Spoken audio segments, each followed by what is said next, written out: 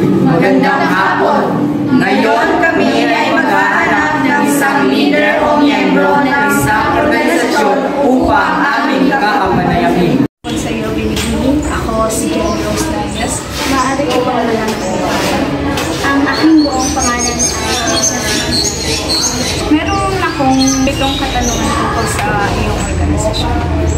Sa anong organisasyon ka nagbibilang? Nagbibilang po ako sa club ng Kumadkan na ang tawag po ay YAG na ang layunin ay tungkol sa teatro po.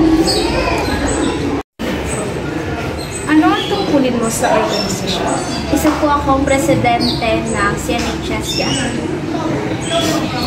Paano mo naipapakita ang pagiging responsable sa iyo? Sa tingin ko, naipapakita ko ang aking pagiging responsable sa pamamagitan ng pagiging isang mabuting leader at pagiging isang mabuting mataaral. Kung mabibigyan ka ng pagkakataon, anong tungkulin pa ang nais mong sinupan at bakit?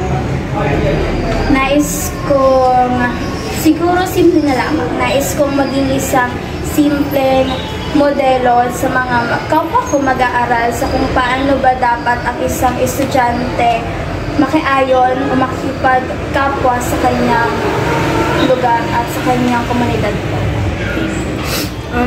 Sa huli po, paano mo isasabay ang iyong tungkulin sa organisasyon at sa iba mong responsibility? Isa sa mga mahalagang bagay ay ang iyong oras at sa pamamagitan ng pamamahala ng iyong oras ay may pagbabalanse mo ang iyong oras bilang isang leader at bilang isang mag-aaral.